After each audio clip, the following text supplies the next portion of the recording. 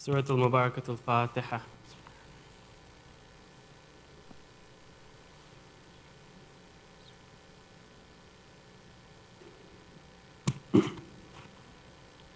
حديث كساء. بسم الله الرحمن الرحيم. اللهم صل على محمد وآل محمد. عن جابر بن عبد الله الأنصاري عن فاطمة الزهراء عليها السلام بنت رسول الله صلى الله عليه وآله قال: سمعت فاطمة أنها قالت: دخل علي أبي رسول الله في بعض الأيام فقال: السلام عليك يا فاطمة. فقلت: عليك السلام. قال: إني أجد في بدني ضعفا. فقلت له: أعيذك بالله يا أبتاه من الضعف. فقال: يا فاطمة ائتيني بالكساء اليماني فغطيني به. فأتيته بالكساء اليماني فغطيته به، وصرت أنظر إليه وإذا وجهه يتلألأ كأنه البدر في ليلة تمامه وكماله. فما كانت إلا ساعة وإذا بولدي الحسن قد أقبل وقال: السلام عليك يا أماه. فقلت: وعليك السلام يا قرة عيني وثمرة فؤادي.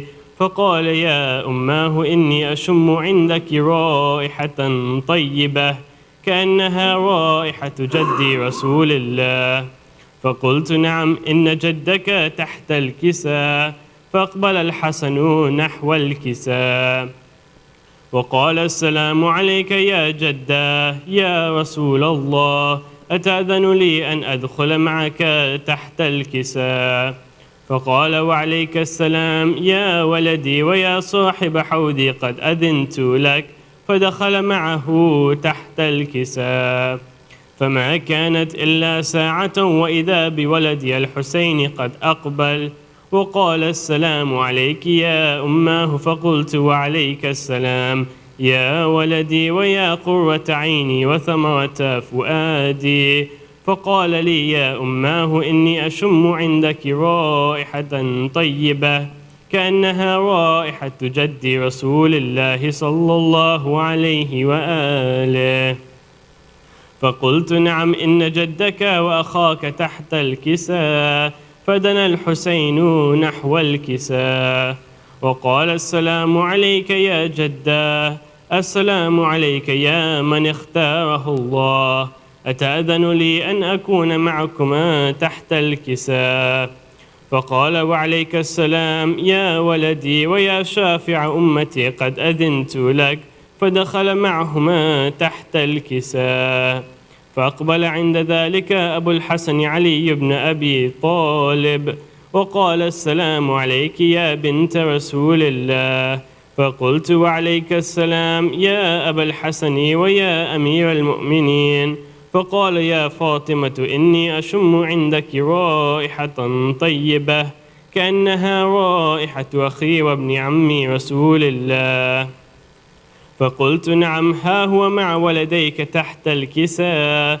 فأقبل علي نحو الكساء وقال: السلام عليك يا رسول الله، أتأذن لي أن أكون معكم تحت الكساء؟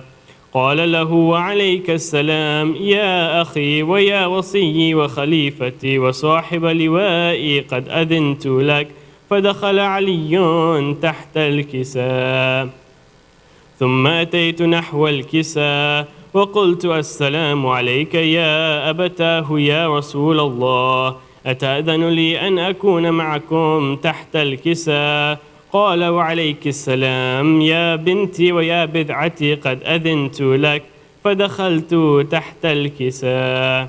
فلما اكتملنا جميعا تحت الكساء أخذ أبي رسول الله بطرفي الكساء وأومأ بيده اليمنى إلى السماء وقال: اللهم إن هؤلاء أهل بيتي وخاصتي وحامتي، لحمهم لحمي ودمهم دمي، يؤلمني ما يؤلمهم ويحزنني ما يحزنهم.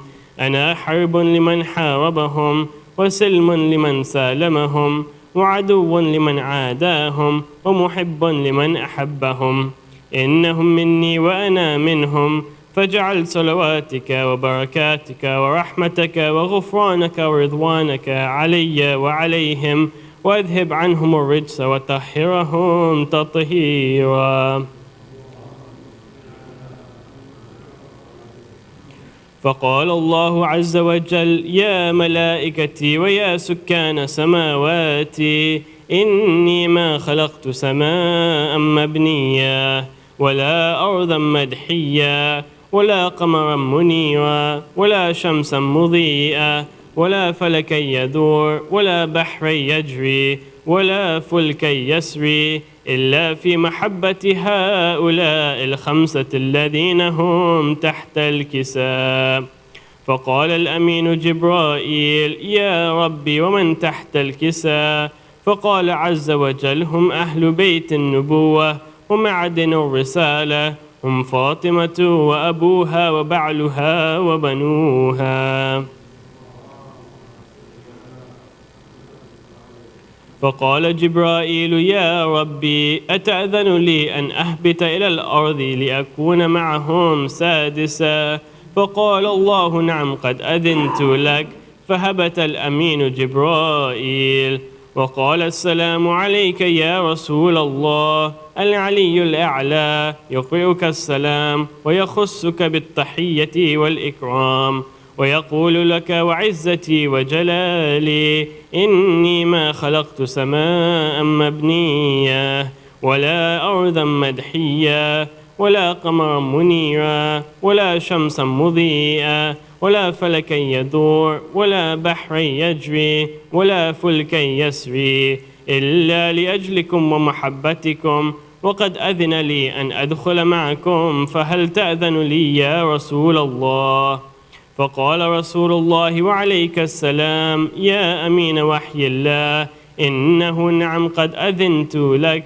فدخل جبرائيل معنا تحت الكساء.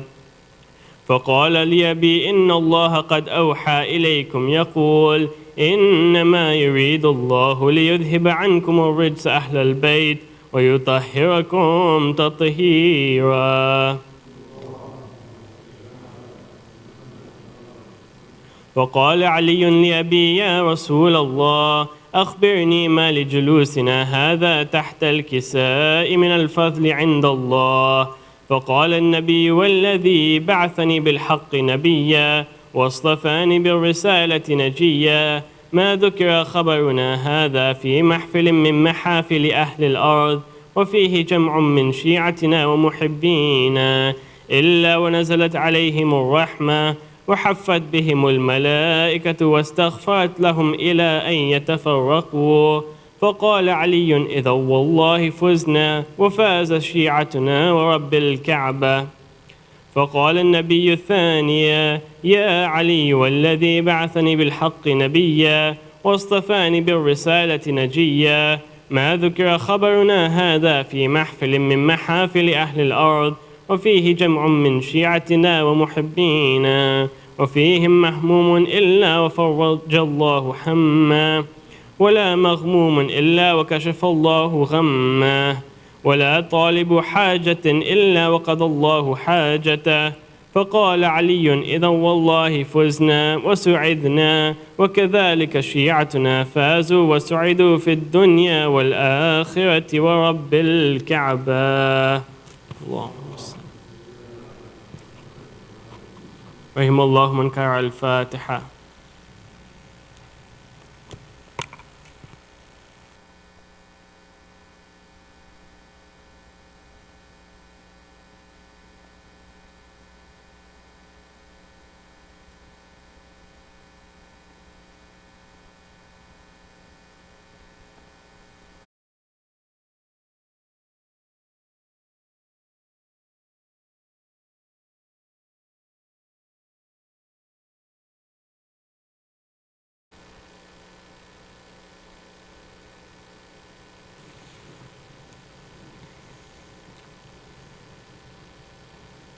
Muhammad wa ali Muhammad salawat.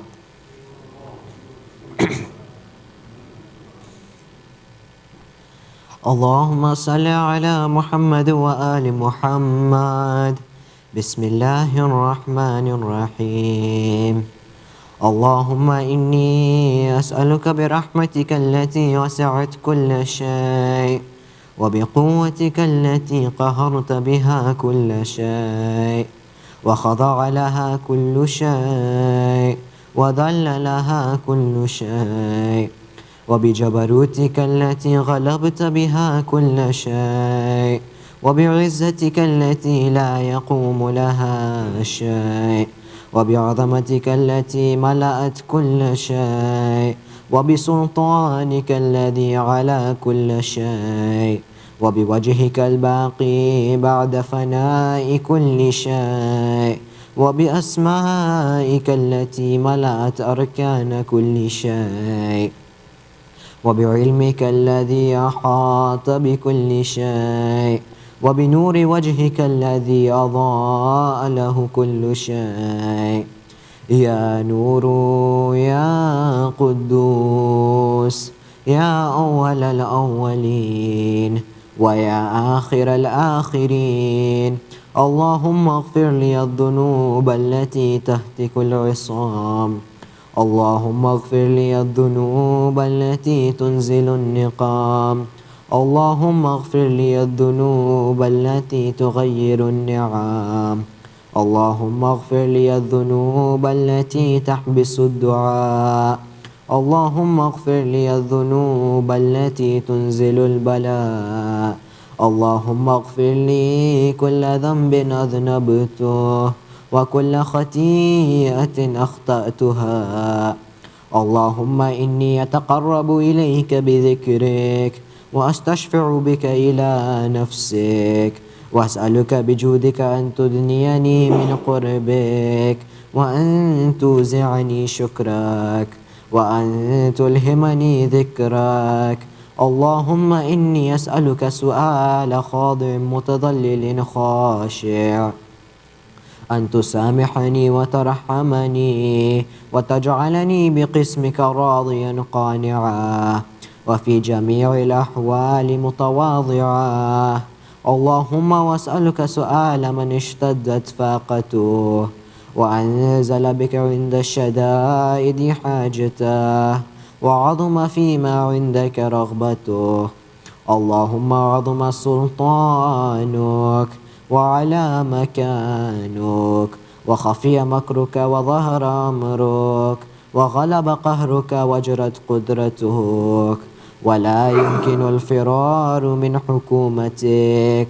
اللهم لا أجد لذنوبي غافرا ولا لقبائحي ساطرا ولا لشيء من عملي القبيح بالحسن مبدلا غيرك.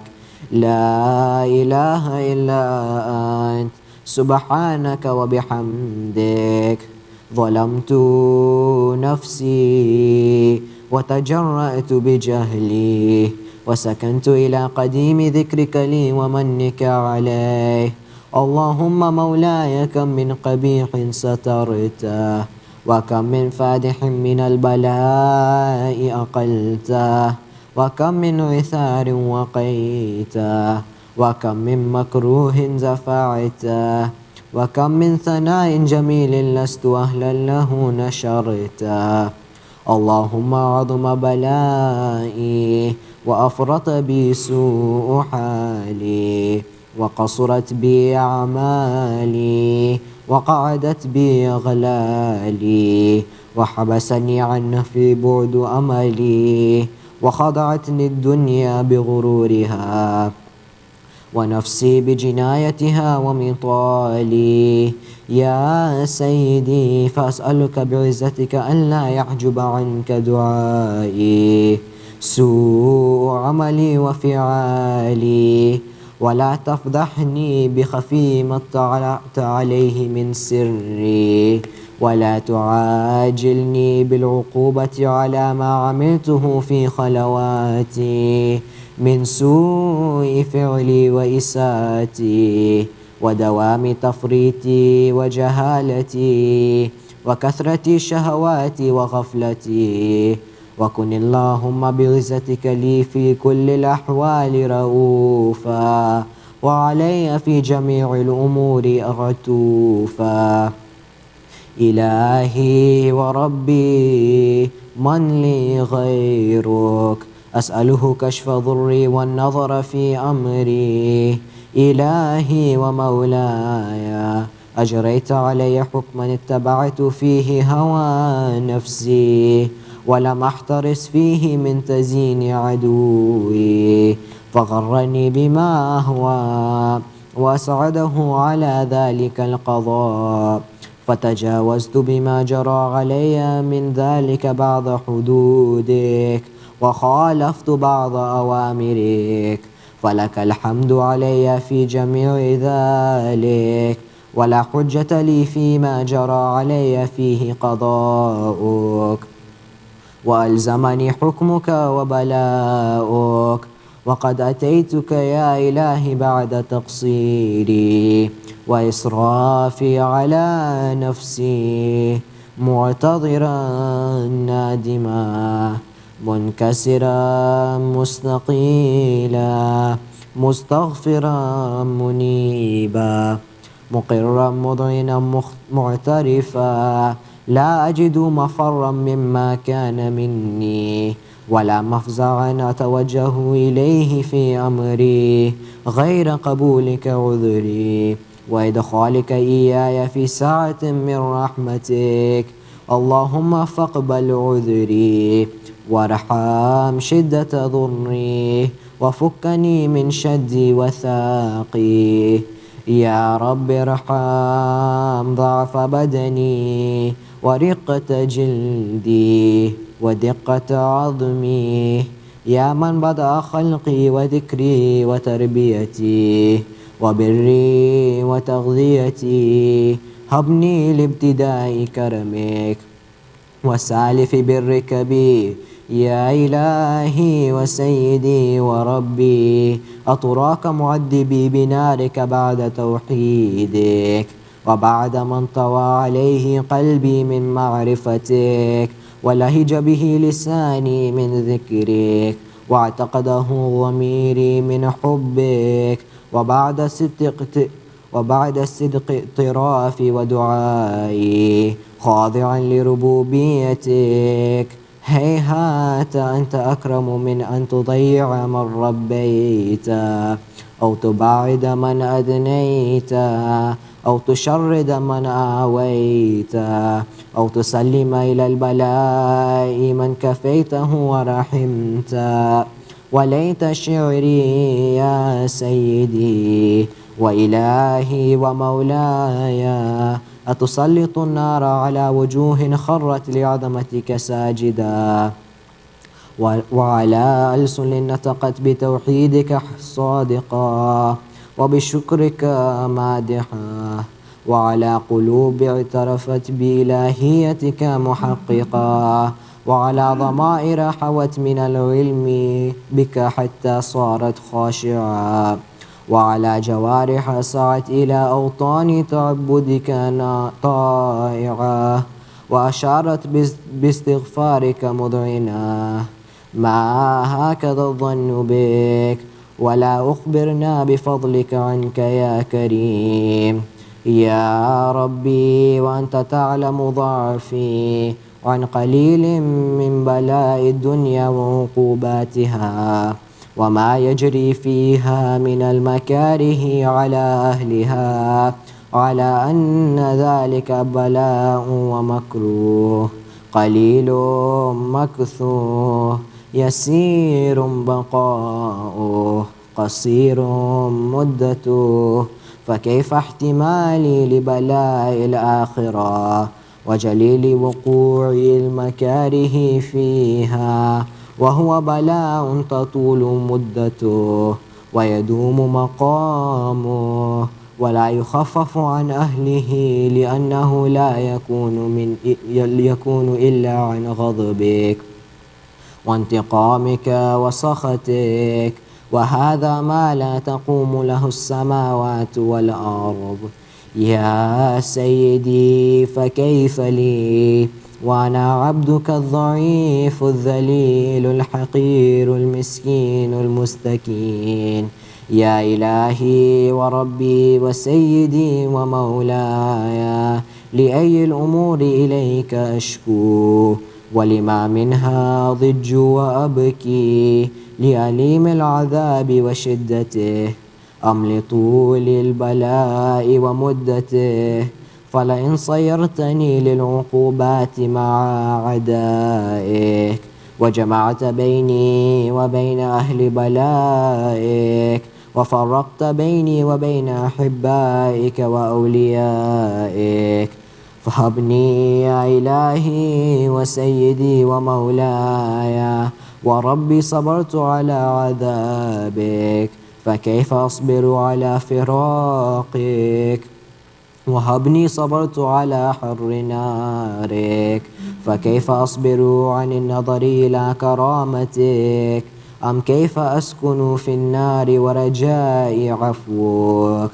فبعزتك يا سيدي ومولاي أقسم صادقا لئن تركتني ناطقا لأضجن إليك بين أهلها ضجيج الآملين، ولأصرخن إليك صراخ المستصرخين، ولأبكين عليك بكاء الفاقدين، ولأنادينك أين كنت يا ولي المؤمنين، يا غاية آمال العارفين، يا غياث المستغيثين، يا حبيب قلوب الصادقين، ويا إله العالمين.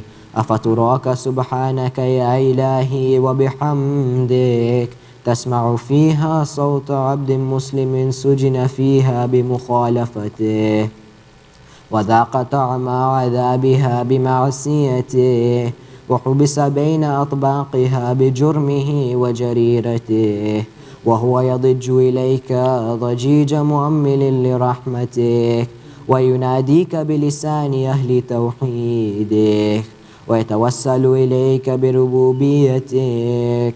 يا مولاي، فكيف يبقى في العذاب وهو يرجو ما سلف من حلمك؟ أم كيف تؤلمه النار وهو يأمل فضلك ورحمتك؟ أم كيف يحرقه لهيبها وأنت تسمع صوته وترى مكانه؟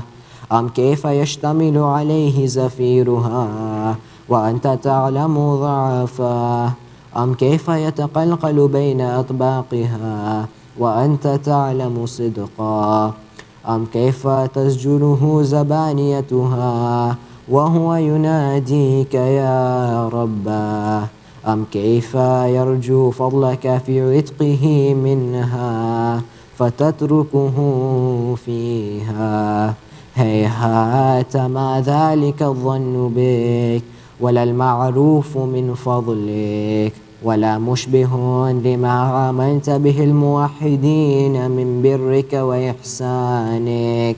فباليقين يقطع لولا ما حكمت به من تعذيب جاحديك، وقضيت به من إخلاد معانديك، لجعلت النار كلها بردا وسلاما، وكان لأحد فيها مقرا ولا مقاما، لكنك تقدست أسماؤك، أقسمت أن تملأها من الكافرين من الجنة والناس أجمعين، وأن تخلد فيها المعاندين، وأن تجل ثناؤك قلت مبتدئا، وتطولت بالإنعام متكرما.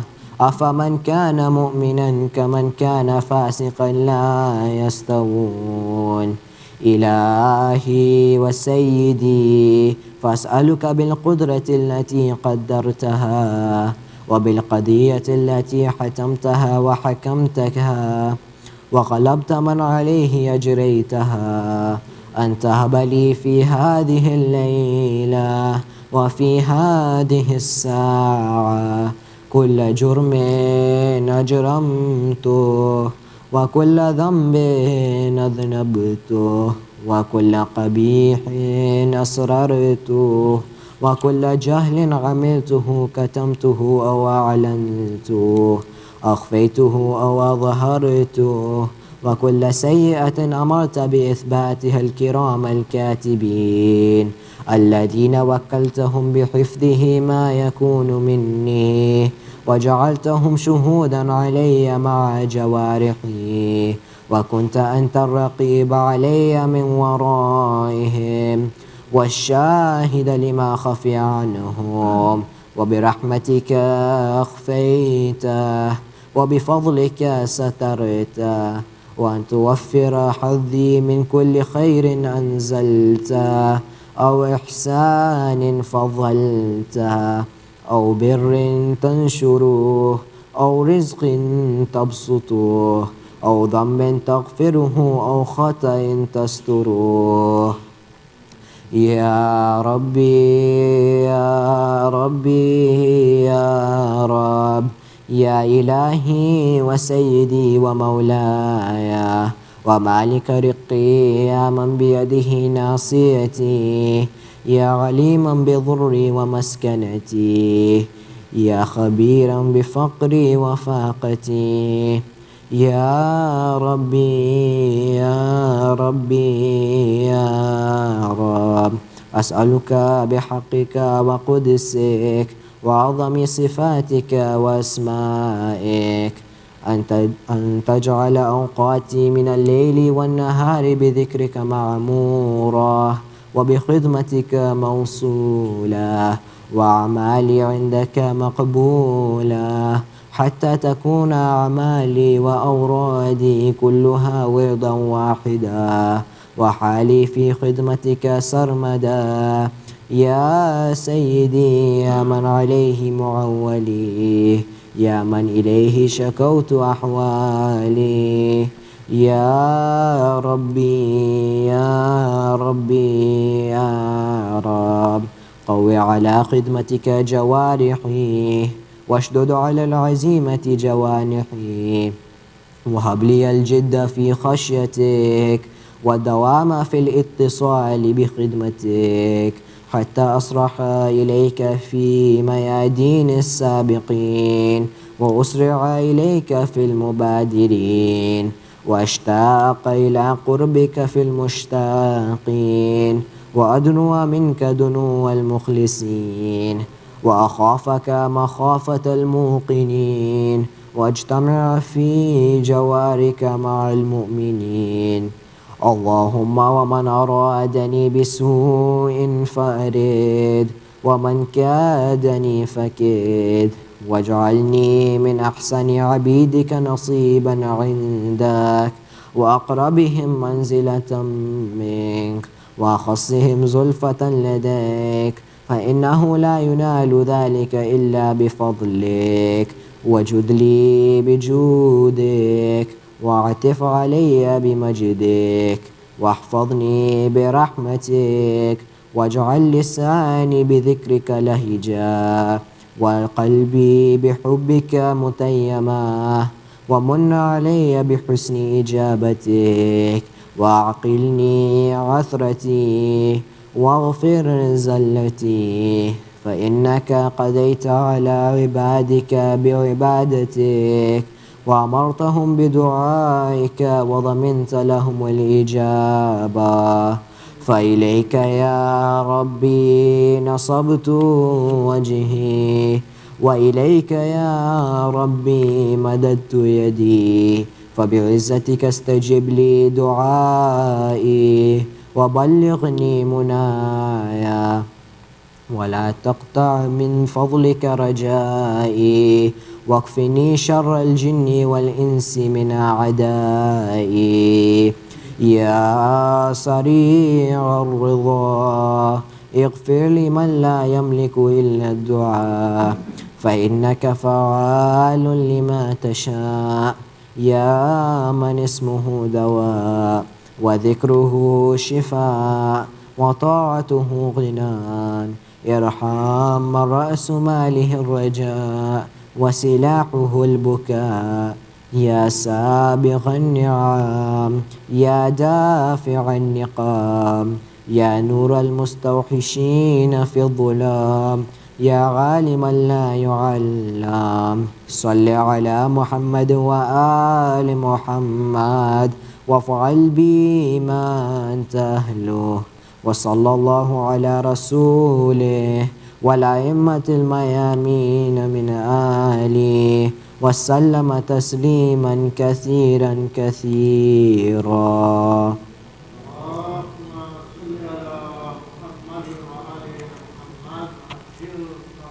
سورة مباركة الفاتحة.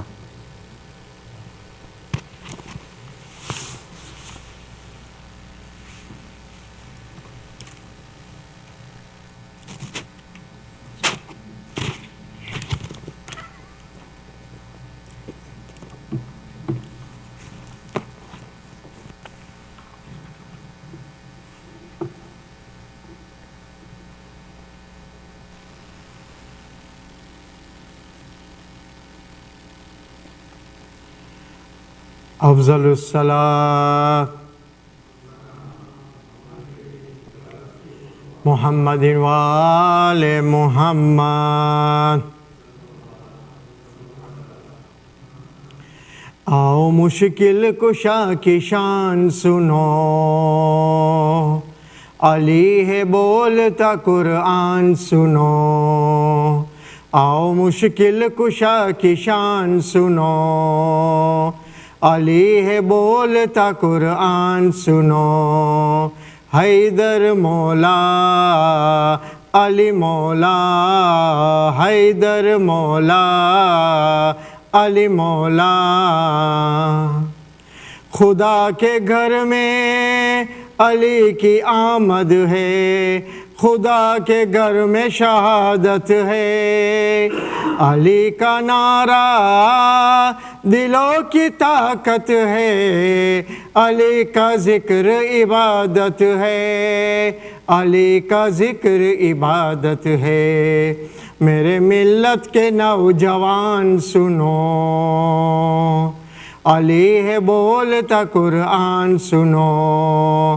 آؤ مشکل کشا کی شان سنو، علی ہے بولتا قرآن سنو.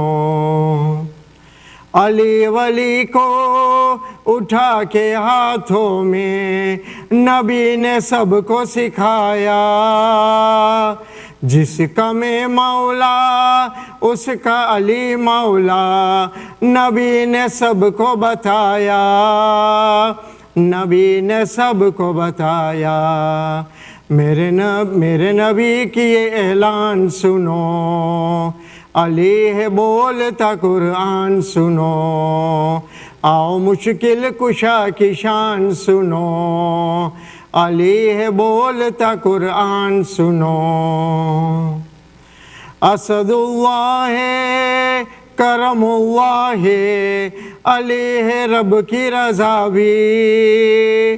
ولی اللہ ہے وجہ اللہ ہے، علی ہے دست خدا بھی، علی ہے دست خدا بھی. علی مولا کی ہے یہ شان سنو، علی ہے بولتا قرآن سنو.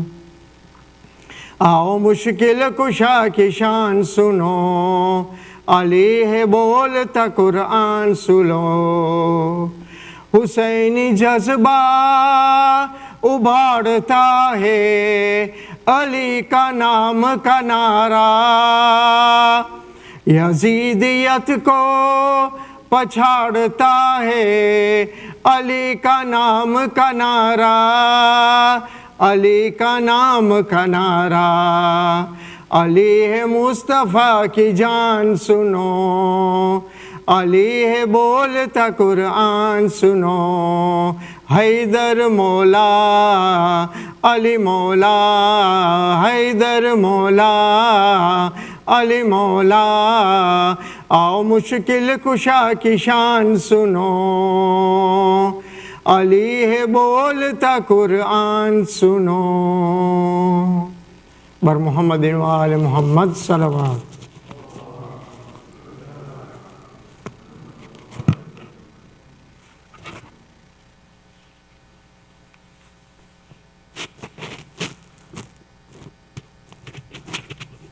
Bismillahir Rahmanir Rahim.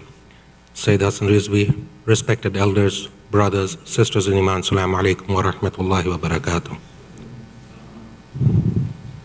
On the joyous occasion of the celebration of our seventh Imam, Imam Musa Kazim alayhi salam, Allahumma salli ala Muhammad wa ali Muhammad. On behalf of the Board of Trustees and the Managing Committee, we wish you all Kushali Mubarak.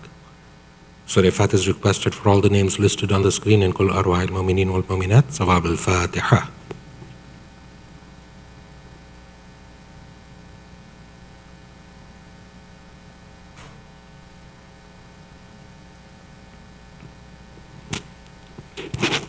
Ayat-e Yujibun is requested for all the names listed on the screen and whoever is in need of it here and elsewhere.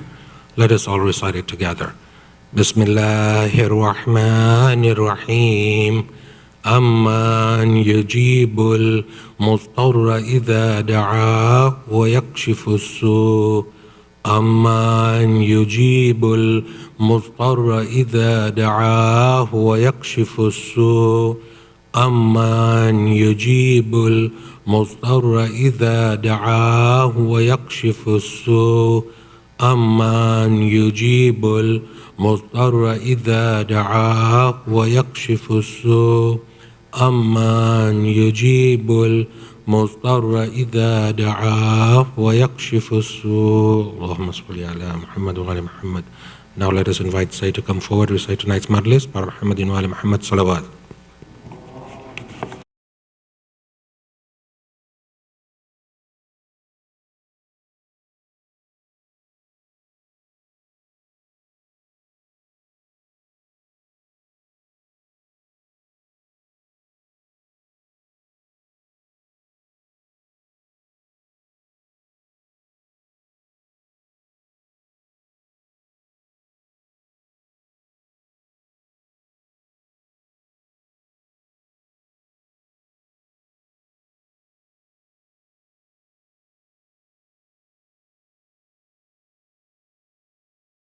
The salawat. Allahumma salli ala Muhammad wa ala Muhammad.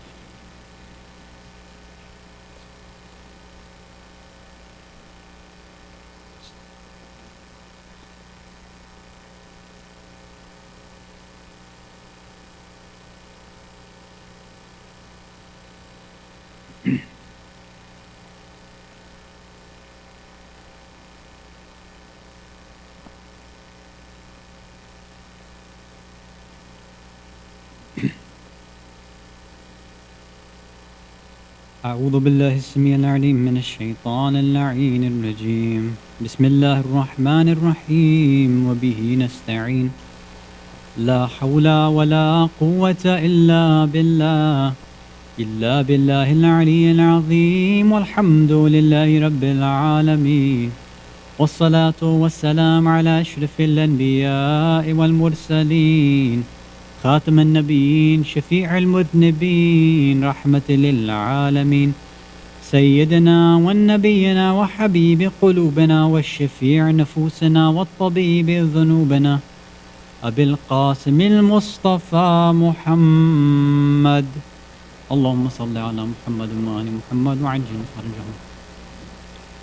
ثم الصلاة والسلام والتحية والإكرام على أهل بيته الطيبين الطاهرين المعصومين المظلومين المنتجبين المكرمين الخيرين الفاضلين السيدين الصادقين لا سيما بقية الله في الأرضين روحي وأرواح العالمين لترى بمقدمه الفداء ولعنة الله على أعدائهم أجمعين من الأولين والآخرين إلى قيام يوم الدين. أما بعد صلوات على محمد وعلى محمد.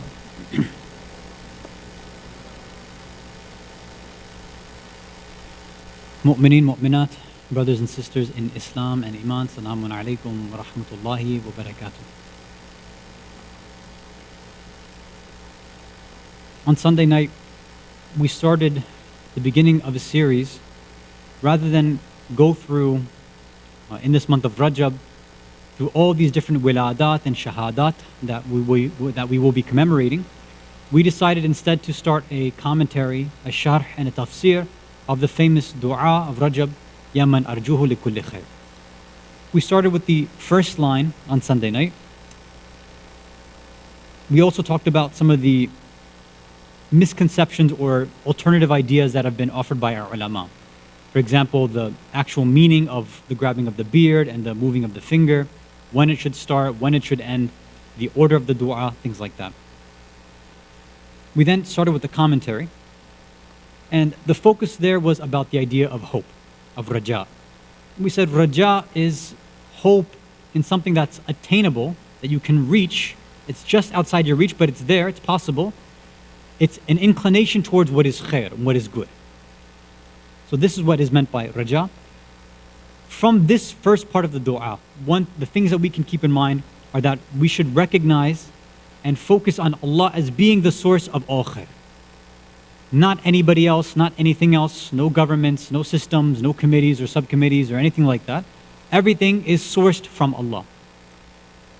When we do that, the next point is that khair is likulli khair. It's all khair. All goodness has to be taken into consideration. When we make dua, especially this dua, we have to remove the egotistical nature of our du'as. And sometimes we only focus on making dua for what we feel is beneficial for us, but we don't take even our own family members into consideration, or our extended family, or our neighbors, or our community members, or extended ummah. We keep in mind sometimes only what is beneficial to us, and when we see something contrary to what we're looking for, we immediately think that it's bad. When, if we recognize that Allah is the one who is the source of all that khair, then the only result that can happen is that this has to be beneficial for everyone, whatever that result happens to be. So the second point was that khair is not just limited to us, and we have to kind of expand our thinking. And the third is that hopes shouldn't be empty. We shouldn't just have pipe dreams. Our hopes need to be, our raja needs to be followed by actions. So if we're actually trying to, we hope for something in this month of Rajab, or just generally in our dunya, in our akhirah, then we need to put forward the effort to go and get that. And we went through some of the narrations which talked about that a mu'min who even wants Allah to forgive them for their sins, if they continuously sin and they think that Allah will forgive them, then according to the Imams, that this person's a liar. They can't be a follower of the Ahlul Bayt. They're not a real Shia, because a real Shia, if they have hopes for Allah's forgiveness, they will start to take the necessary steps in order to secure that forgiveness. So that was a recap of what we talked about on Sunday. Now, I think there's two questions that we'll address on Slido, inshallah, and then we'll move on to today's discussion. If you can recite a salawat ala Muhammad wa ala Muhammad.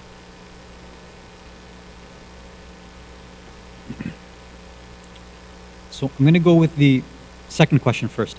So, Assalamu alaikum, alaikum salam. Like you said in the beginning, the scribes made a scribal error. How do we know that it is true that the Imam was holding his beard for the whole dua? Are there any sources for that? So I want to just clarify, maybe explain again, in case it was, I didn't explain it properly, I didn't communicate properly. So what I was offering there was a view of some of the ulama. Look, one thing we have to keep in mind, this idea about authenticity, something being inauthentic or weak or da'if, all these words that we hear. Normally in our communities, we haven't really been exposed to those terms before. It's only very recently that maybe from outside sources, maybe from Ahlul Sunnah, for example, maybe from academics or Orientalists, or even now sometimes certain Shia speakers and scholars, they have come and tried to say that, this practice is a bid'ah for Shias, we shouldn't be doing that. This practice is like shirk, we shouldn't be doing it. This practice is inauthentic, there's no evidence, we shouldn't do it. And sometimes they'll even say this whole book is inauthentic, we need to toss it away, or the majority of the book is inauthentic.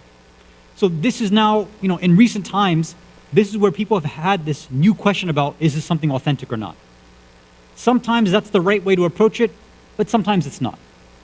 When I mention the idea of authenticity, so for those of you who have read the email about Laylatul Rajab, I mentioned a little bit about that as well. You see, authenticity is going to depend on the approach that you take. What was mentioned in the email about Laylatul Rajab and about, for example, this dua, there's what we call a naqli or traditional approach, a narrative approach, which means you take a look at the dua mentioned in the ahadith, the narrations, which books did they come in, are those books reliable? Then you take a look at the chain, you analyze the chain.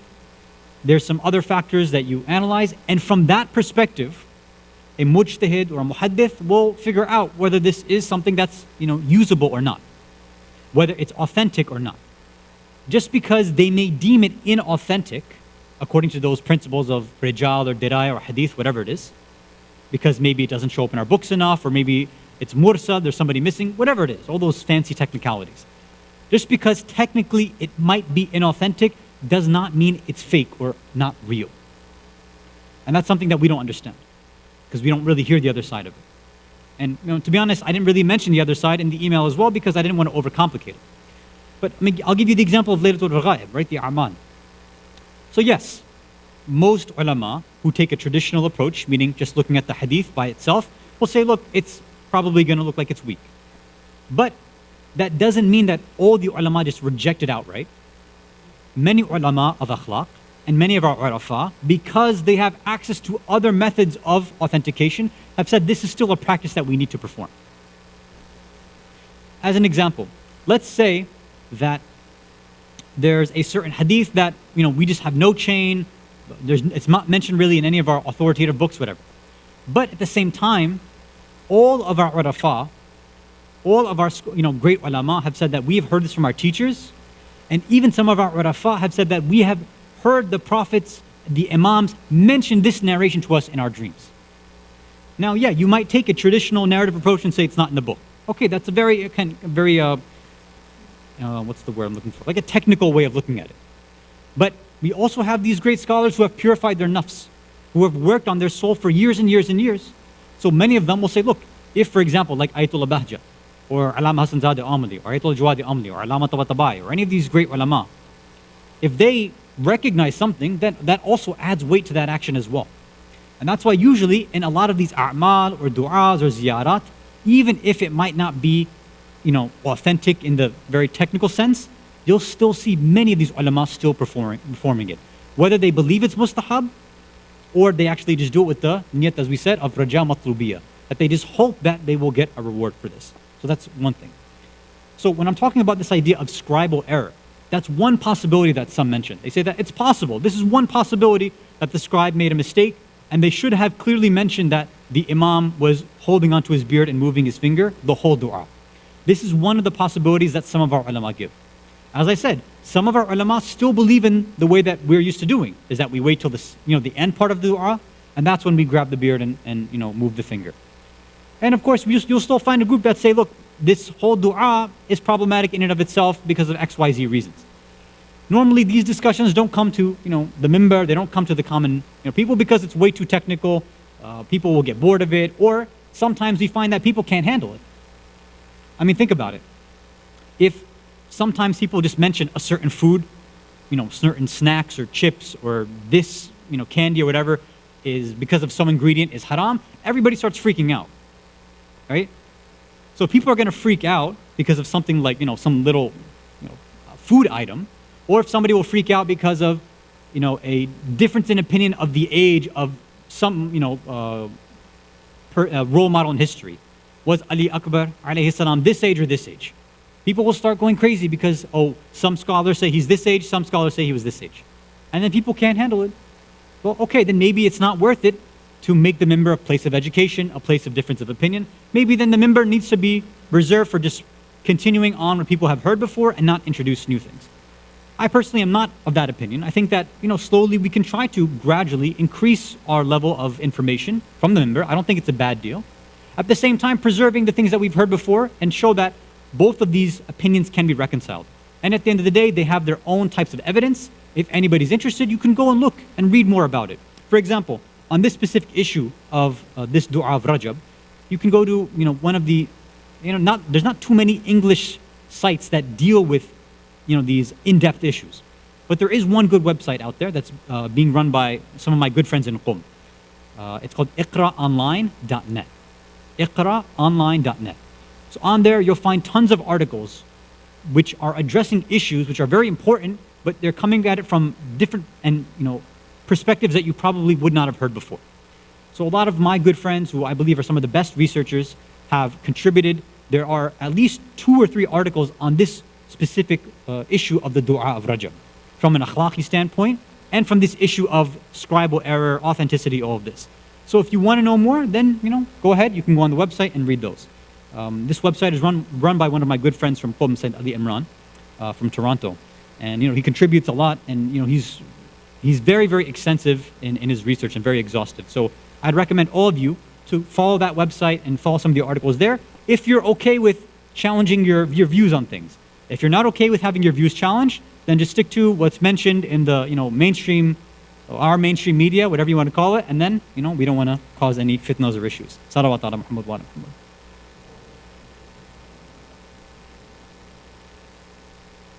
So hopefully that person, whoever asked this, understands that these are just different perspectives that our ulama have. Okay, so the other question now is, how do we ensure to have hope and aspirations but not be greedy? Okay, so this person is referring to when we talked about last week that there's a difference between having hope in something khair, in something that's good, and then being greedy for something as well. So I'm going to mention just a few points about that so we can go on to the next part of the dua. You see, when we're talking about greed, one of the main focuses and the ideas we need to keep in mind in order for a person to distinguish, if I want something, whether it's a bigger house or a promotion at work, more money, whatever it is it because I'm actually looking for what's best for me, a real raja, or is it out of greed? The main key component to figuring that out, the spiritual trait which we all have to work on, is the idea of self-knowledge and self-awareness.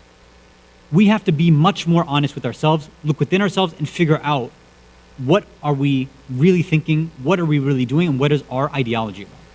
Look at this interesting narration from Amir al-Mu'mineen Ali ibn Abi Talib alayhi salatu wassalam. Allahumma salli ala Muhammad. Where he says, he's reported to have said, Azra binafsihi man istash'ara tama.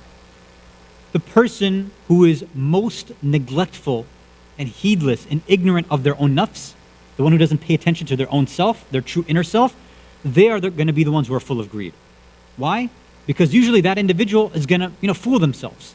They'll say that, if I invest more in this, or if I go for this promotion, or I change jobs, or I do XYZ thing, then it's so that I can take care of my family, I can have a more comfortable life. They'll rationalize it in their mind. But really what they're doing is they're lying to themselves. Really they're doing it out of love of the dunya, not out of something that Allah has demanded and commanded and made recommended for us. Now we know that yes, in the hadith it's recommended to have a nice open spaced house so that we can entertain guests. Obviously outside of COVID times, right? But have a spacious house is something recommended. To allow for our families, especially the women in our household, to be able to decorate the house is something recommended, to give them the opportunity to do that. So there are ways where a person can increase certain things and do it for the sake of Allah. But they're maybe doing it for the sake of their own nafs, right? So what we have to look for is this then. If you're going after something, let's say you don't actually get it, right? You go after the promotion and you don't get it. You go for the new job, you don't get it. You invest something, you lose out. You lose money. Meaning the result that you're going for, you don't get that. What is your reaction to that? That reaction will tell you whether you're being greedy or you had raja and hope in Allah. If a person was being greedy, then as soon as they see the result and it's not a result they were looking for, then what they'll see is they're going to be upset. They're going to be anxious. They're going to be in stress. They'll be in a state of discontent. They'll be dissatisfied.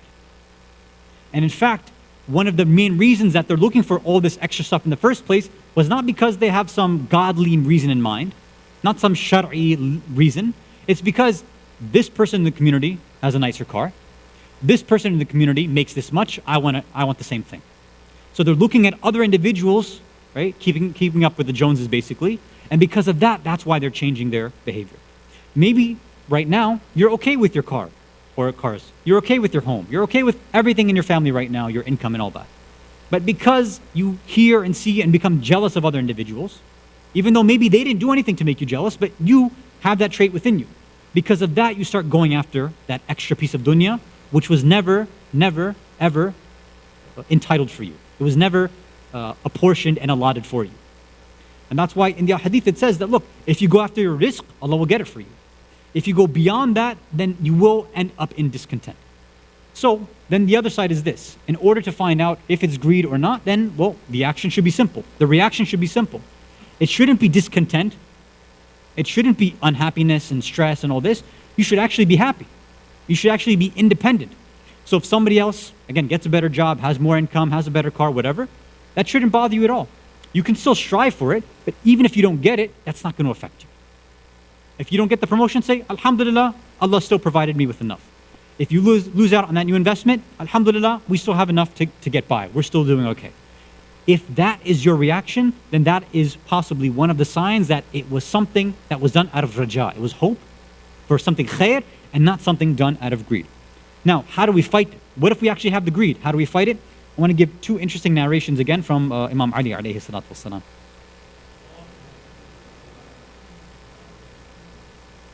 So the first one was pretty much what we already mentioned. He says, "Badu al-hirs biqunu." Repel and attack hirs, meaning greed, bil-qunu, with contentment. Learn to be content and happy with small things, and then over time you'll see that even the bigger issues that may come in your life, you'll start to be more content with that and it won't affect you. This second one I thought was much more interesting. It's interesting the way that the Imam has phrased it. He says, "Intaqim min hirsik bil-qunu, kama tantaqim min uduwika bil-qisas." So he doesn't just say, go against your greed or anything like that. He says, take revenge upon your greed. Intaqim, from the word intiqam. Take revenge, seek revenge on your own greed. And how do you seek revenge? With qunu. Again, with that contentment, with being okay with what you have. Just like you would, and this is the funny in the ending part, just like you would take revenge again with your enemies, right? You would take retaliation from them. Now, I don't know how many of you have done that in the positive or negative sense, right? This is probably something that was more understandable to the Arabs of that time.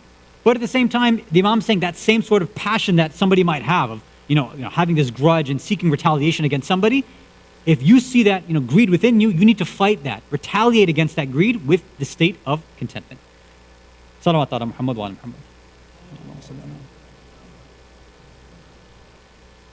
Okay, so hopefully that helps and answers for whoever asked the question. For those who are going to be ready for the quiz, please log in, but we'll move on for tonight's discussion and then we'll end with the quiz inshallah. Okay. So we've discussed Ya man arjuhu likulli khair. So we can keep in mind, we are calling out to Allah and we're keeping in mind that He is the one that we are continuously hopeful towards for all good. Now we come to the next part. وَآمَنُوا سَخَطُهُ عِنْدَ كُلِّ شَرٍ. And I feel safe. I feel secure. I'm in a state of iman, in a state of security from His displeasure, from Allah's resentment with any sort of evil, with any shar, with min kulli shar or inda kulli shar. So what does this mean? First, think about, generally speaking, our attitude towards Allah's anger, Allah's wrath, the idea of reward and punishment. This is how normally most of us, I think about it, right? If you do good, you get good points. If you get these good points, when you die, then there's somebody there who calculates everything. When they calculate that stuff, if there's enough good points, then Allah's happy with you, and then He's happy with you, you go to heaven. Right? That's one version. On the other side, if you do bad, ma'asiyah, guna, then you get bad points. Those bad points, if there's too much of them, they get counted against you on the Day of Judgment. If there's too many of them, then what happens? Allah is angry, He's displeased, you've incurred His wrath, and now you're going to get burned and barbecued, and you're going to burn in hell. That's usually, generally, the way that we understand reward and punishment, heaven and hell, and all these things. So, this idea of reward and punishment, again, deserves its own series. So I don't want to completely go into that. But what I want to do is at least talk about the line that the Imam seems to be teaching this companion here, and teaching us. It seems very, very strange. First, the Imam, again, in the first part is saying, we are hopeful towards Allah for everything, for khair, for everything that's good. At the same time, we feel safe and secure from Allah's displeasure and resentment from any evil, from any sin that we commit. Doesn't that seem strange? Why would anybody feel safe when they've committed a sin? They know they commit sins. We know it. We've committed a sin. I've done something wrong. Why in the world would I feel safe and secure? when I know that, Allah is going to take me to task for that. There's going to be some punishment for that. If it's a severe one, then, it's going to be severe punishment in hellfire. What does this mean to be safe and secure from all this? So, to understand that, there's a few points that we want to make. Why and how should somebody feel safe from Allah's punishment in terms of sins? The first thing is this. Punishment is delayed. Allah had basically two choices He could have done. One would have been the minute that we made anybody sinned, that punishment could have come down right away. Right? The minute we missed Fajr, right? Sunrise comes and we missed it, we overslept, Allah could have punished us for that right away. Anytime we lie, Allah could have, implemented that punishment. Anytime we did ghibah, Allah could have punished us right away. We could have had that immediate effect right there, and then and there. But in fact, Allah doesn't do that. He gives us this time. He pushes it back. Why would He do something like that? We should be taking the perspective that, look, this is actually a safety for us. This is a blessing for us, the fact that Allah is delaying that punishment. And we know generally why. Because Allah wants to give us various opportunities. Maybe the person will become guilty. He'll feel guilty. He'll feel a sense of shame. He'll do istighfar. He'll do tawbah. And then I'll erase it from him. Rather than not give him the opportunity whatsoever and just punish him right then and there. Some might have this question though. Say, you know what? Wouldn't it make more sense though if Allah just punished everybody right away? Wouldn't it be better for mankind? Like if I were to be punished right now for every sin, then I would definitely believe in God. And then I would stop sinning. Like, doesn't that seem rational and logical? Well, Allah says, maybe it seems rational and logical, but take a look at another perspective that maybe we didn't consider. Look at this verse from Surah An-Nahl, verse 61. Surah An-Nahl, of course, is chapter 16, or Surah 16. So Allah there says, Bismillah ar-Rahman ar-Rahim, وَلَوْ يُوَاخِذُ اللَّهُ النَّاسِ بِظُلْمِهِمْ مَا تَرَكَ عَلَيْهَا مِنْ دَابٍ. And if Allah were to go after people, were to take them to task for their dhulm, for their oppression, for their sins, for their guna and their ma'asiyah, then Allah says what? مَا تَرَكَ عَلَيْهَا مِنْ دَابٍ. There wouldn't be any single creature, nothing living left on the earth. Now, what does that mean?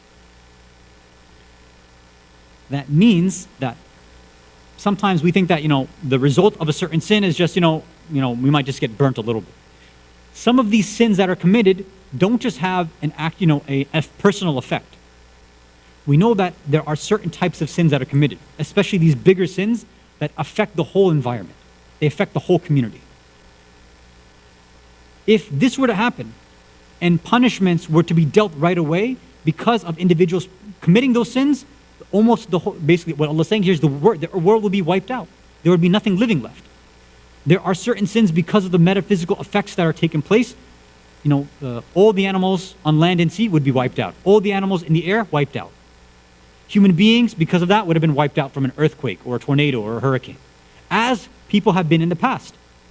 If you look in the past, as Allah mentions this over and over again in the stories of the prophets, that the prophet came, he said, do this stuff, believe in Allah. They said no. They threw rocks at him. They made fun of the prophets. Allah still gave them time. He said, you know what, just wait. Even sometimes the prophets were in a rush. He said, you should punish them now. Allah said, no, I love this creation of Banu Adam. I love human beings. I want to give them more time. He gave them more time. Unfortunately, many groups, they didn't. So we see, for example, look at the example of Nabi Nuh alayhi salam. Because of the amount of sins that accumulated, and only a few individuals were the ones who were righteous, they will board the ark and they'll be in safety. But what about everybody else? Even the son of Nabi Nuh, wiped out completely. A whole flood overtakes the world. So what Allah is saying here is that I'm delaying this on purpose, because if I were to take you to task right away, this whole universe, the whole world would be wiped out. So this is a gift and a blessing for you. In the verse it continues, وَلَكِنْ يُؤَخِّرُهُمْ إِلَىٰ أَجْلٍ مُسَمَّى.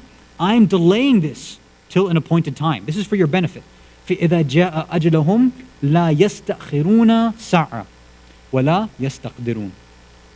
But when that time finally comes, and those individuals, all those evil actions have added up, then at that point, there's no delaying.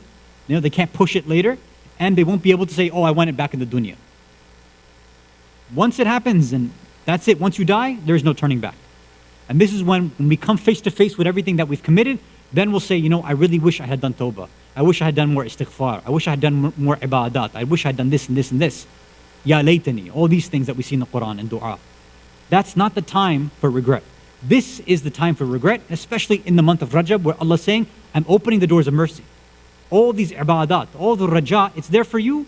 You can now go and manifest and take that mercy. Salawat ala Muhammad wa ala Muhammad.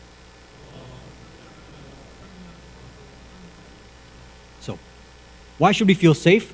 Point number one is that because the safety is that, thank you Allah for delaying this and not giving it to us right away. So we feel safe in this dunya right now from punishment. The second is this. The reality is that God is actually not punishing anybody. Whether it's here or on the day of judgment. Whether it's in the grave, barzakh, anything. It's not God doing anything. Yes, He's the ultimate cause. I'm not denying that. But it's not God who's coming down and, let's say, whipping somebody or burning somebody or any of that or squeezing the grave. That's not God doing it. He's not some arbitrary court of law. He's not some, executioner. The way that sometimes we end up thinking about Allah. That's not it at all. Allah has set up a system of cause and effect. You put your hand on a stove, you get burnt. What does that have to do with God? He gave you an aql. He gave you the rules. He said, look, if you do this, this will be the result. So when you go and put your hand on the stove, do you say, Allah, why did you create the universe like this? No. Allah's going to say, why are you so dumb? Why'd you put your hand on a stove? Why'd you do that? So when Allah's saying that a person who eats the mal of a yatim, who takes the property of an orphan, that person is eating fire. Allah's not just making some metaphor or analogy or allegory. He's saying that in reality, this is what you're doing. On the day of judgment, you are going to be eating fire. This is a reality. This is cause and effect. Allah's just telling us what it's going to be like. In the same way, in science class, you learn if you do this, then this will happen. You boil water, this will happen. You mix these chemicals, it'll explode or it'll do this. Allah's saying, if you do these specific sins, this is what's going to happen. You do ghiba, you're going to be eating the flesh of your dead brother or sister. This is not a joke. These are realities that we're talking about here. So Allah is giving us all this information and saying, look, I'm not the one in charge of this. You are the one punishing yourself. That's why in the Quran, in du'as, especially du'a kumail, we say, ظَلَمْتُ نَفْسِي. I'm the one who oppressed myself. Nobody else is in charge of this. I did that. And Allah reminds us in Surah Yasin as well. Right? Surah 36, verse 54, where He says, Bismillah ar-Rahman ar-Rahim, فَالْيَوْمْ لَا تُظْلَمُ نَفْسٌ شَيْئًا. No nafs, nobody, no soul will be oppressed at all. وَلَا تُجْزَوْنَ إِلَّا مَا كُنْتُمْ تَعْمَلُونَ. The only reward you're going to get is what you've done. You are stacking up the rewards. You're stacking up the effects. That's you and I doing it. That has nothing to do with Allah, and we won't be able to blame Allah, not shaitan, not anybody else. It's you and I who have been given the awareness, the consciousness, the tools, so that we can try to come closer to Allah subhanahu wa ta'ala and keep away from things which will incur these sort of negative effects. Salawat ala Muhammad wa ala Muhammad. So, why should we feel safe and secure from Allah's displeasure, resentment, with every sort of sin and evil? Well, number one, because He's delaying it for us. Number two, because He's not doing it in the first place. It's us, it's our actions. And the third one is this. If we're taking the proper high perspective from Allah's point of view, quote unquote, the only thing that Allah is able to do, the only thing that Allah manifests, the only thing that Allah does tajalli of is khair. The only thing that Allah does is good. That's the only thing that He's capable of doing. There is no dhulm in His nature, na'udhu billah. He doesn't, misguide us. He doesn't take us off the path. The only thing that Allah does, everything He does, in His nature, in His very essence, based on His names, especially Ar-Rahman, Ar-Rahim, every single thing is meant for you and I to perfect our souls. Every single action that takes place. Whether you and I can understand that, that's a different point. Whether you and I think it's good or bad is a different point. If we don't have that mindset, that's our problem. It's impossible within Allah's essence, within His names, to do something, to do an evil to somebody. Everything from Allah is khair. Look at this beautiful hadith from our sixth Imam, Imam Ja'far Sadiq alayhi salatu wasalam. Allahumma salli ala Muhammad. Inna al-Muslim la yaqdillah qada'an illa kana khayran lahu. Without a doubt, for a Muslim, Allah does not decree. He doesn't, decide or destine anything unless it is khair and good for that Muslim. And in fact, it's not even just a Muslim, because there's other narrations which say that this is for all mankind. In fact, all creation. Every single thing that is put into existence is so that that specific thing can reach its perfection. Now, I can't give you the reasons because it's a bigger discussion in philosophy. But of course, if you understand basic aqaid, You'll know that Allah doesn't oppress, He doesn't lie, He doesn't cheat or steal. The only thing that He can do is provide khair for every single mawjood, every single thing in existence. Our job then is to reframe and reorient our ideology like that.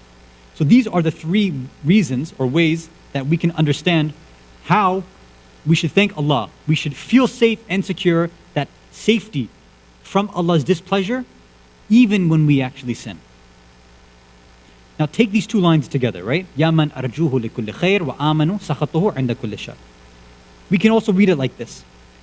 So we're calling out to Allah, and we're saying that this is an Allah that I am constantly, perpetually, forever hoping for the best, for good towards Him.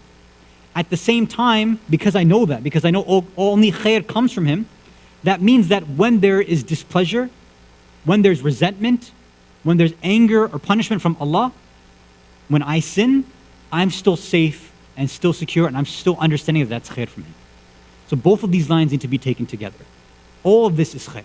Whether it's something that we can see clearly as being positive, or it's something that we view as a bala, or something negative, or a punishment, whatever it is, it's only there so that you and I can increase our iman and increase our spirituality. Salawat ala Muhammad wa ala Muhammad.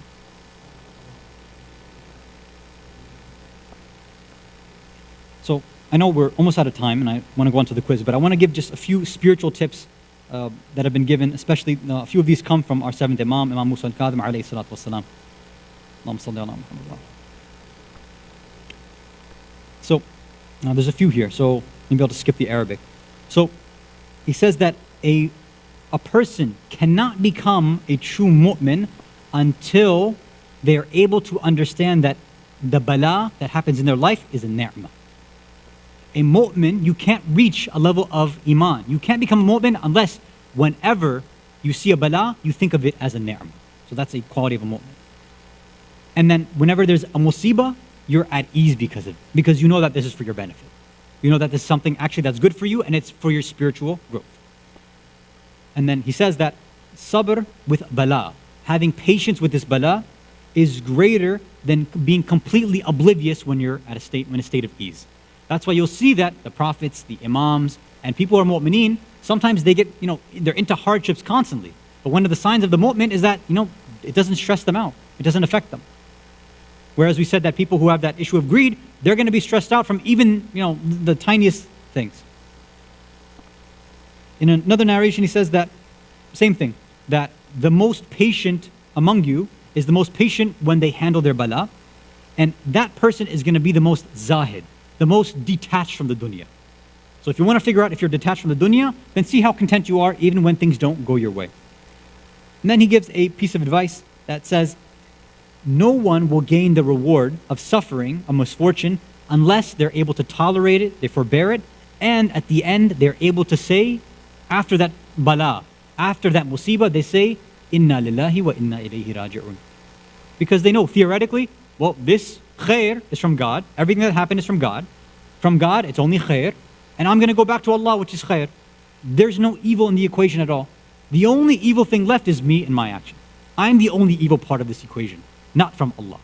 So hopefully, inshallah, we can keep this in mind. And as a practical tip, when these small issues happen, you stub your toe, you maybe lose your phone or lose your car keys, small issues, small things, start to get in the habit of saying, Alhamdulillah, it's not a big deal. Alhamdulillah. If you can do that in the smaller things, then when it comes to the bigger things, like losing a loved one, getting a major sickness, things like this, sometimes that are, really affect our families or communities, then you'll be able to have the perspective that this is something which is greater, the greatest thing done, and it's khair for all of us and all of humanity. Let's move on to the quiz now. If you can recite a salawat ala Muhammad wa ala Muhammad. Okay. So let's just go ahead and start it up, because we're over time. So assalamu alaikum to everybody.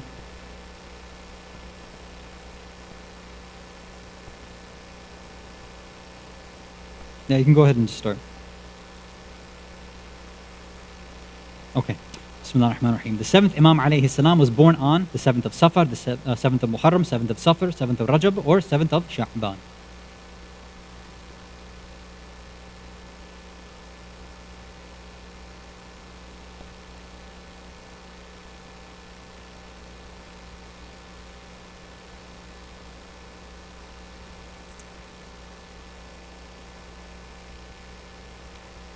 So the majority of you got it correct, which is it's the 7th of Safar. 39% of you said 7th of Rajab. And maybe there's a reason for that, because today is known to some as Imam Musa al-Kazim Day. Let's go to the next question. After the birth of his son, the 6th Imam alayhi salam did what? He held 1 public majlis for Imam Hussein alayhi salam, held 7 public majalis for Imam Hussein alayhi salam, cried and recited poetry for Imam Hussein alayhi salam by himself, or had a celebration and gave out food to people for 3 days.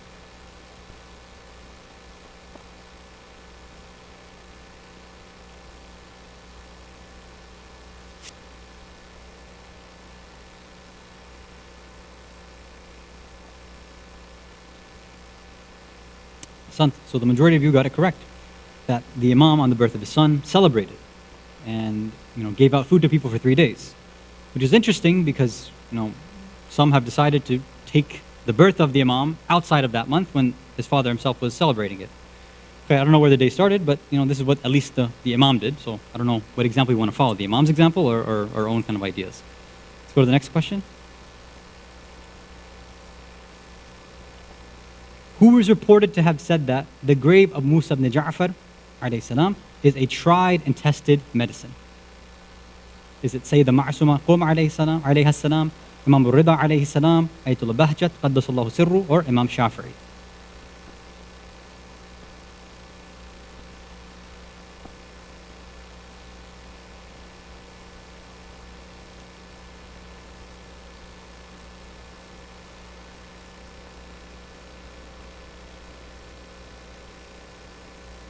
So 45% of you thought it was Ayatollah Bahjat, 32% thought Imam Rida, but in fact it was the famous Sunni scholar Imam Shafi'i who said that apparently he would advise his students to go to the qabr of this Imam. He said that it's been proven that there is shifa, that this is a medicine for you.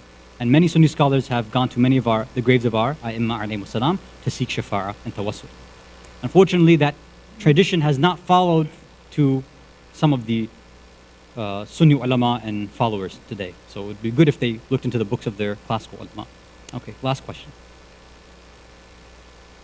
Vietnam is the only country in the world that starts with V. True or false? So this was the random Slido question. Right?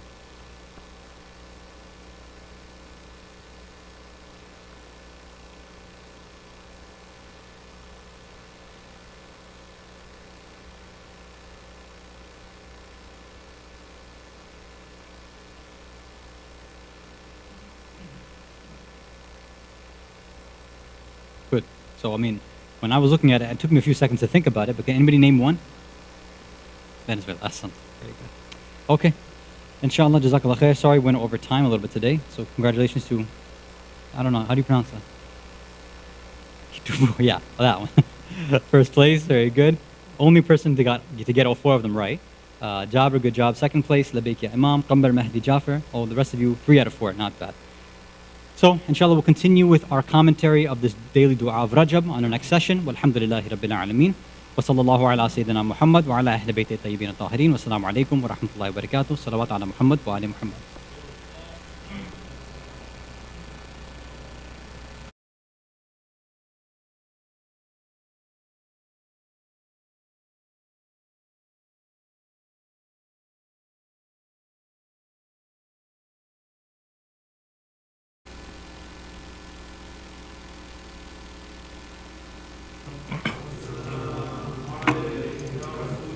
محمد وآل محمد इमाम खुदा आज पैदा हुए शहे दोसरा आज पैदा हुए इमाम खुदा आज पैदा हुए शहे दोसरा आज पैदा हुए वो बाबुल हवाइज करीमुन नफस صحاب عطا آج پیدا ہوئے، وہ موسیٰ کاظم امام امم ہے، صلی اللہ آج پیدا ہوئے، امام خدا آج پیدا ہوئے، شہید دوسرا آج پیدا ہوئے، زہے گھر میں صادق کے کاظم امام، بصدق کو صفا آج پیدا ہوئے، خوشی ہے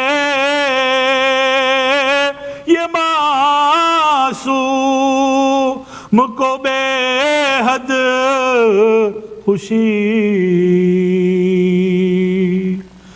میرا نور عین آج پیدا ہوئے، افضل السلام محمد و آل محمد۔ یا رب تجھے ہے موسیٰ کاظم کا واسطہ، مقبول ہماری دعا ہو اے خدایا، یا رب تجھے ہے موسیٰ، سب مل کے یا رب تجھے ہے موسیٰ کاظم کا واسطہ،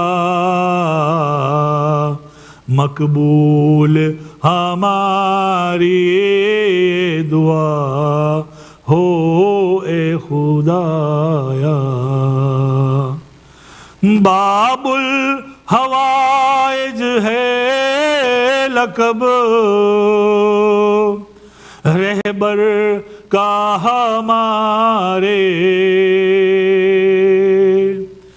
با ان کے وسیلہ نہیں ہم کو کوئی چارہ، طوفان میں ہے ناؤ ابھی دور کنارہ، حیران ہے مجبور ہے بے آس و سہارا، یا رب تجھے ہے موسیٰ کاظم کا واسطہ، مقبول ہماری یہ دعا ہو اے خدایا، جو کالی گھٹا غم کی ہے وہ دور ہو مولا، ہر شیعوں کی دل پھر سے یہ مسرور ہو مالک، جلد حجت قائم کا اب ظہور ہو مالک، سارا جہاں تطہیر سے پر نور ہو مالک، یا رب تجھے ہے موسیٰ کاظم کا واسطہ، मकबूल हमारी ये दुआ हो ए खुदाया। अफ़ज़ल सलाम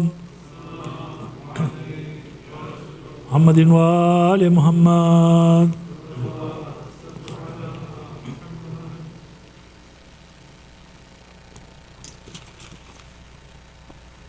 बिस्मिल्लाहिर रहमानिर रहीम। अल्लाहुम्मा कुन लिवलिय्यिका अल-हुज्जत इब्न अल-हसन सलवातुका अलैहि व अला आबाई في هذه الساعة وفي كل ساعة وليا وحافظا وقائدا وناصرا ودليلا وعينا حتى تسكنه أرضك توعا وتمتئه فيها طويلا برحمتك يا أرحم الراحمين.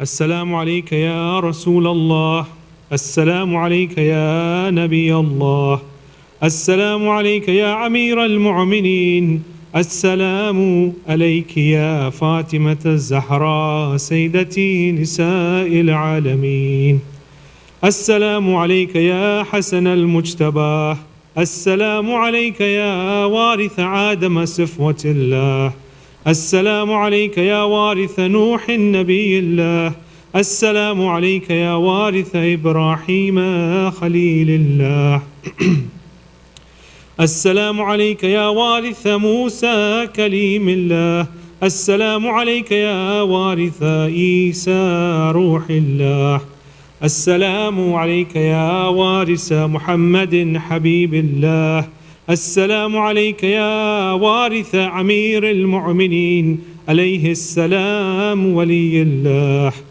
السلام عليك يا ابن محمد المصطفى، السلام عليك يا ابن علي المرتضى، السلام عليك يا ابن فاطمة الزهراء، السلام عليك يا ابن خديجة الكبرى، السلام عليك يا ثار الله وابن ثار والوتر الموتور، أشهد أنك قد أقمت الصلاة وآتيت الزكاة وأمرت بالمعروف ونحيت عن المنكر وأطعت الله ورسوله حتى أتاك اليقين، فلعن الله أمة قتلتك ولعن الله أمة ظلمتك ولعن الله أمة سمعت بذلك فرضيت به.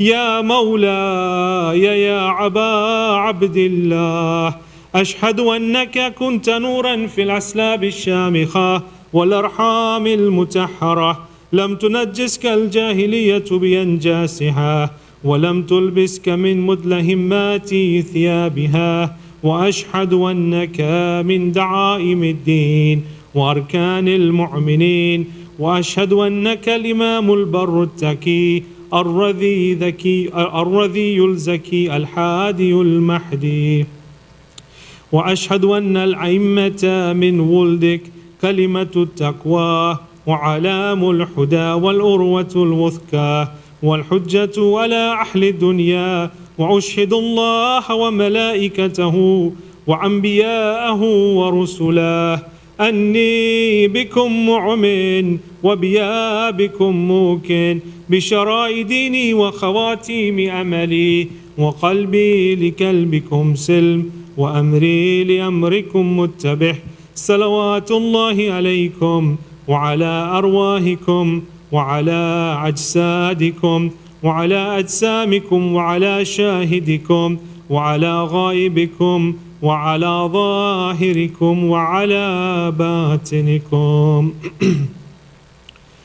السلام عليك يا ابن رسول الله، السلام عليك يا ابن نبي الله، السلام عليك يا ابن أمير المؤمنين، السلام عليك يا ابن الحسين الشهيد، السلام عليك أيها الشهيد، السلام عليك أيها المظلوم وابن المظلوم، لعن الله أمة قتلتك، ولعن الله أمة زلمتك، ولعن الله أمة سمعت بذلك فرضيت به. السلام عليكم يا أولياء الله وأحباه، السلام عليكم يا أسفياء الله وعوداه، السلام عليكم يا أنصار دين الله، السلام عليكم يا أنصار رسول الله، السلام عليكم يا أنصار أمير المؤمنين، السلام عليكم يا أنصار فاطمة الزهراء سيدتي نساء العالمين، السلام عليكم يا أنصار أبي محمد الحسن بن علي الولي الناصح، السلام عليكم يا أنصار أبي عبد الله بأبي أنتم وعمي، تبتم وتابت العرز التي فيها دفنتم وفزتم فوزا عظيما، فيا ليتني كنت معكم فأفوز معكم. السلام عليك يا أبا الفضل العباس ابن أمير المؤمنين، السلام عليك يا ابن سيد الوسيين، السلام عليك يا ابن أول القوم إسلامه وأقدمهم إيمانه وأخوتهم بدين الله وأخوتهم على الإسلام، أشهد لقد نسخت لله ولرسوله ولأخيك فنعم الأخ المواسي، فلعن الله أمة قتلتك، ولعن الله أمة زلمتك، ولعن الله أمة استحلت منك المخارم وانتحكت حرمة الإسلام، فنعم الصابر المجاهد المحامي الناصر والأخ الدافي والنخيل المجيب إلى طاعة ربي الراغب فيما زهد فيه غير من الثواب الجزيل والثناء الجميل، والحقك الله بدرجة آبائك في جنات النعيم. السلام عليكم يا أهل بيت النبوة جميعا ورحمة الله وبركاته. السلام عليك يا غريب الغرباء وبعيد المدى، السلطان أبا الحسن علي بن موسى الرضا، كن شفيعنا وشفيع والدينا في يوم الجزاء ورحمة الله وبركاته. السلام عليك يا حجة الله يا ابن الحسن، يا صاحب العصر والزمان، سيدي العمان العمان العمان، السلام عليك يا خليفة الرحمن، السلام عليك يا شريك القرآن، السلام عليك يا كعبة الإيمان، السلام عليك يا إمامنا وإمام الإنس والجان، السلام عليكم يا أهل بيت النبوة جميعا ورحمة الله وبركاته. صلوات.